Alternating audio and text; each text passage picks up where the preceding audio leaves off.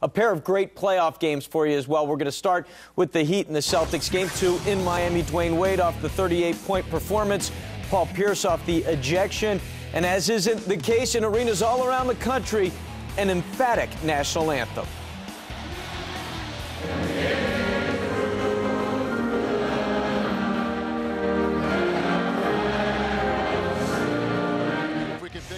Americans still basking in the glow of recent events. Paul Pierce not happy about this, though. An Achilles injury off a free throw early. He'd have to leave the game, but no foot issues for LeBron early. You like Miami's activity all the way around early. Something that Doc Rivers is fearful of on this play. LeBron James on the trail gets the and one on Ray Allen. And on the other end for Boston, you wondered how they'd get Jeff Green involved early, but just 11 points in the game. Yeah, but 10 in the first half, 4-4, and he was an integral part, kept them in that game in the second quarter. Dwayne Wade cutting and throwing it down, Miami up 2. Now Pierce going to look for Ray Allen, just 2 for 7 on the night, 7 points. Really one of the few times that Ray was left open. Dwayne Wade doing a good job again of just trailing around, being somewhere in the area. And how about some crossover action? Whoa! Yeah. First on KG. Wow. And he wasn't done. Whoops. 28-8 for Wade. That's Ray slipping right there. A little slippage? Yeah, slippage. And a little slippage. I don't understand what James Jones is doing here. You had to watch Jason Terry make a terrible foul on Lamar Odom last night. Don't be anywhere near him. 2 free throws for Rondo because of the penalty there. Right. We go to the second half. Rondo, this is what Boston wanted. Yeah, more penetration, and we haven't seen enough of it if you're a Boston Celtics fan. He was unable to do this consistently. And then Kevin Garnett knocking down the... Now, he had 16 points, but just 8 of 20 shooting and no free throws. Yeah, he was aggressive from the perimeter, but not where they needed him to be down on the block. And later on in the game, as you see LeBron James knocking down the 3, Miami doing a good job of staying with it. Man that big, that strong, that fast, doing the job in the open court. How about the body control and then able to finish? LeBron was lights out.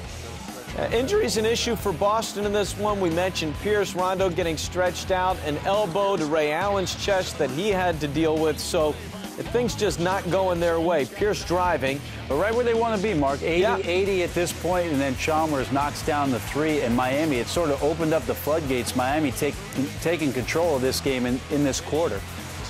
Well, a miss here, but not a miss for LeBron. 24 of his 35 coming in the second half. Part of a 12-0 run made it 92-80. He wasn't done.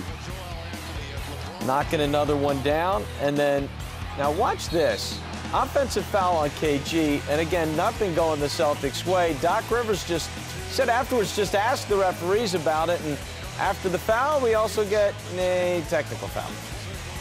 You know, Doc had a gripe there about KG having the ability to roll to the basket, but if you're going to roll the basket, you better go a little harder than this. LeBron James hanging in the air, blocking KG, and LeBron talking to Chris Paul saying, I'm sorry you're out, but we're still going. And why are you wearing the Yankees hat?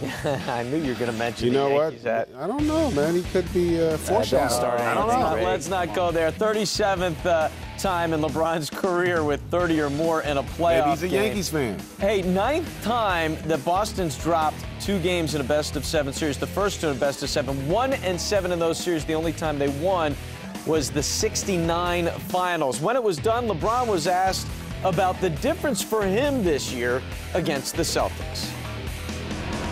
In the past, knowing that, if I don't bring my A+ game, then it's a good chance we probably wouldn't win that game.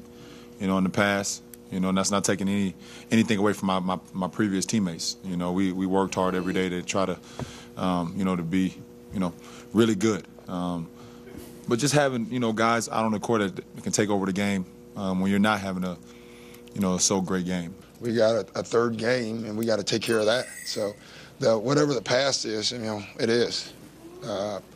They've won 2 games at home, but they've played well, and we can't allow them to play like this, or it's going to be tough at our place. So, bottom line is, we just got to go back, look at what we're doing, and fix it and be ready for Game 3. A loss is frustrating. I'm not going to say 1 or 2 plays, made it tougher than this or whatever. When you lose, it's tough. We knew it was going to be hell coming in here playing. Now it's time for us to go home and take care of our home court. You can't win games with just 3 players. Obviously it's a lot of other players who make, the reason we up 2-0. Our bench and starters, other guys have done an unbelievable job. But we man to man, we have to man up to our positions. He's future Hall of Famer, he's guarding, future Hall of Famer, I'm guarding, and future Hall of Famer, Chris guard. That's what we inspire to be. So it's our job to understand that we just got to continue to make it tough for them. They're going to make shots. They're going to do amazing things. They're great players. But it's our job to continue to make it tough on them on this end of the floor and then make it tough on the other end. All right, one of the things they did to make it tough was kind of beat them to every loose ball, Brent. I mean, this was one of the things we noticed throughout the game. The guys announcing the game talked about it. And eventually people are going to talk about Boston getting old and getting slow. That's going to be a topic of conversation in this series if that doesn't change. Well, I'm not going to go that far, but I am going to talk about them being a lot more reactive in the first 2 games of this series and not being aggressive enough to be the guys who are initiating and hitting first. And you'll see in a ton of these plays, Zydrunas Ilgauskas not being pushed out and no body on him. And you can see the activity of the Miami Heat getting in there and having hands on balls that the Boston Celtics can secure. Turnovers obviously don't help, but this is the athleticism that Doc Rivers is trying to stay away from. They have to find ways to fundamentally take the Miami Heat players away from getting second opportunities, because in this game I felt like a lot of those plays were deflating for the Boston Celtics, and they let those plays carry over to the offensive end where, again, for the second game in a row, they had poor execution. Yeah, and for the second game in a row, one of the big 3 comes up. Hughes, Dwayne Wade, 38 in Game 1. And this one, it was LeBron. And look, Greg, for much of this season, we've heard about how LeBron can't hit the game winner and how that was a big concern for the Miami Heat. Now, he didn't hit a game winner, but he hit a lot of big shots down the stretch. You're right. He hit a lot of shots that allowed them to win the game.